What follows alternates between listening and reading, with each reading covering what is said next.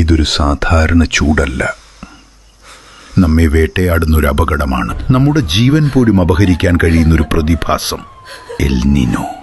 Pacific സമുദ്രത്തിലെ വെള്ളം അസാധാരണമായി ചൂടാകുമ്പോൾ ലോകമെമ്പാടുമുള്ള കാലാവസ്ഥ മാറുന്നു. മഴ വരേണ്ട സമയത്ത് മഴയില്ല, ചൂട് മാത്രം. ഈ അവസ്ഥ ആരോഗ്യവാനായ ആളുകളെയും പോലും വീഴ്ത്തും.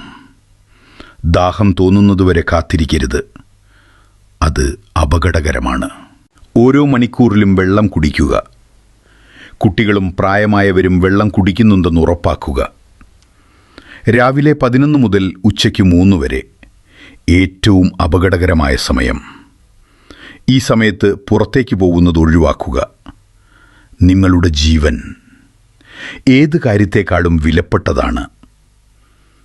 കറുത്ത വസ്ത്രങ്ങൾ ഒഴിവാക്കുക.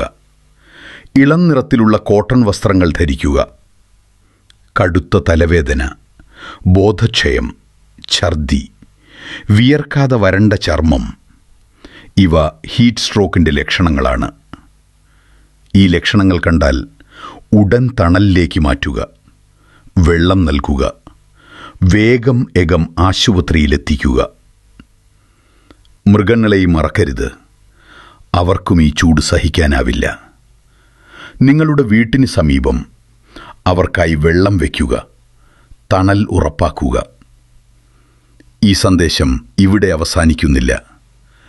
ഇത് പങ്കിടേണ്ട ഒരു ഉത്തരവാദിത്വമാണ്. ഇന്ന് നിങ്ങളിത് ഷെയർ ചെയ്താൽ നാളെ ഒരാളുടെ ജീവൻ രക്ഷിക്കാം.